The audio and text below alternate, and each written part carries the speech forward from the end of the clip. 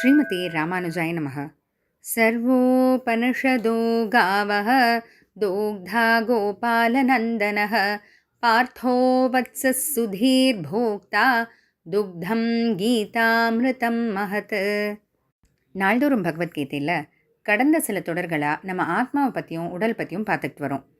இப்போது அடுத்து 12வது ஸ்லோகம் நம்ம அடுத்த தொடரில் ஆரம்பிக்க போகிறோம். அதுக்கு முன்னாடி ஒரு சம்மப், இது வரைக்கும் ஆத்மாவை பற்றியும் உடல் பற்றியெல்லாம் பார்த்தோம் இல்லையா? ஸோ என்னெல்லாம் பார்த்தோன்ட்டு சும்மா ஒரு குயிக்காக ஒரு கிளான்ஸ்.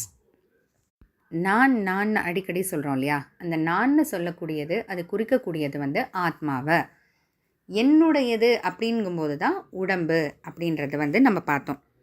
அடுத்து ஆத்மான்றது ரொம்ப சின்னது. ஒரு நெல்லை எடுத்து அந்த நெல்லோட நுனியை வெட்டி அதை நூறாக பிளந்து, அந்த நூறில் ஒரு பீஸ் எடுத்து அதை நூறாக பிளந்து, அதில் ஒரு பீஸ் எடுத்தால் அதை விட சின்னது ஆத்மா. அப்படிப்பட்ட அந்த ஆத்மா நம்ம ஹிருதயத்துக்குள்ளே இருக்குது அப்படின்றத பார்த்தோம். அவ்வளோ நுண்ணியது சின்னது ஆத்மா. ஆனால் அந்த உடம்புன்றது பெருசு, கண்ணாலேயே நல்லா நம்ம பார்க்கக்கூடியது. அடுத்து ஆத்மான்றது பஞ்சபூதங்கள்னால ஆக்கப்பட்டதுனால அது கண்டிப்பாக மாறுதல்களுக்கு ஏற்படும், அழிவும் ஏற்படும். ஆனால் இந்த ஆத்மான்றது அறிவே உருவம், ஞானமே உருவமாக இருக்கிறதுனால அது மாறுதல்களும் ஏற்படாது, அழிவும் ஏற்படாது. அழியவே அழியாதது ஆத்மா. அடுத்து நம்ம உடம்புன்னு எடுத்துக்கிட்டோன்னா கை, கால், தலை, காது அப்படின்னு இப்போ பல பகுதிகள் இருக்கு இல்லையா? ஆனால் ஆத்மாவுக்கு இது எதுவுமே கிடையாது. அடுத்து நம்ம செய்யக்கூடிய கர்மங்கள், பாவ புண்ணியங்கள் அப்படின்ட்டுலாம் நம்ம செய்கிறோம் இல்லையா? அதனுடைய பலனை அனுபவிக்கிறது ஆத்மா தான்.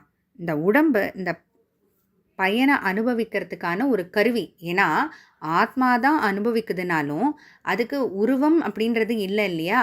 அப்போது ஏதோ அதை அனுபவிக்கிறதுக்கு ஒரு கருவி தேவைப்படுது. அந்த அனுபவிக்கிறதுக்கான கருவி தான் உடம்பு இப்படின்ற வரைக்கும்லாம் பார்த்தோம். அதே போல் ஏன் உடம்புலேருந்து ஆத்மா வேறுபட்டதுன்னு நம்ம ஒத்துக்கணும் அப்படின்னா அதுக்கும் நம்ம உதாரணத்தோடையே பார்த்தோம். எப்படி ஒரு மெஷின் ஸ்விட்ச், அதே மெஷின் ஸ்விட்சு போட்ட பிறகு வேலை செய்யுது, ஆனால் ஸ்விட்சு போடலைன்னா வேலை செய்யலைன்றதோ, அதே போல் ஒரு ஃபோன் பார்த்திங்கன்னா சிம் போட்ட பிறகு தான் நம்ம ஃபோன் பண்ணி கால் பண்ணி எல்லாம் பண்ண முடியும். சிம் போடாத போது அதை செய்ய முடியாதுன்ற போல தான் இந்த உடம்பு ஆத்மா இருக்கும்போது இயங்கும், ஆத்மா இல்லாத போது அது ஒரு இறந்த ஒரு உடம்பாக ஆயிடுது அப்படின்ற வரைக்கும் நம்ம பார்த்தோம்.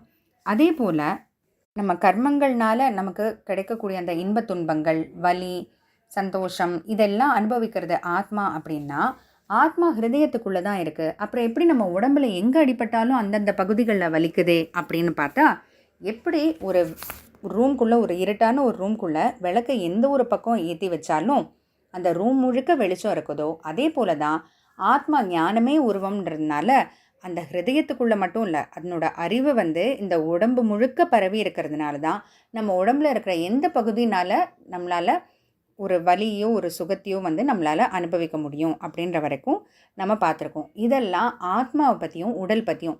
எதுக்கு நம்ம இவ்வளோ விரிவாக தெரிஞ்சுக்கணுங்க ஆத்மாவை பற்றி அப்படின்னு பார்த்தா, ஏன்னா சின்ன வயசுலேருந்தே நமக்கு ஆத்மாவை பற்றின அறிவெல்லாம் கிடையாது. ஏன்னா நம்ம கண்ணால் பார்க்கக்கூடியது உடம்பு தான். நம்ம பள்ளிக்கூடத்துக்கு போனாலும் சரி, எங்கே சரி, நம்ம படிக்கிறது இந்த உடம்பை பற்றி தான் படிக்கிறோம். தலையை பற்றியோ கண்ணை பற்றியோ, இந்த உடம்புக்குள்ளே இருக்கக்கூடிய நரம்புகள், ஹிருதயம், இதை பற்றிலாம் தான் படிக்கிறோம் நம்ம. ஆனால் நம்ம ஆத்மாவை பற்றி எங்கேயுமே படிக்கிறது இல்லை. அப்படி இருக்கும்போது ஆனால் பகவத்கீதையில் இதுக்கு அடிப்படையே ஆத்மா தான் அப்படிங்கும்போது இந்த ஆத்மாவை பற்றி தெரிஞ்சுக்காமல் நம்ம இதுக்கு மேலே வரக்கூடிய ஸ்லோகங்களில் பகவான் என்ன சொல்ல வராருன்றதை நம்மளால் புரிஞ்சுக்க முடியாது. அதனால தான் நம்ம ஆத்மாவை பற்றி இவ்வளோ விரிவாக பார்க்குறோம். அடுத்த தொடர்லேருந்து பகவானுடைய கீதோபதேசம் ஆரம்பிக்கும். ஜெய் ஸ்ரீ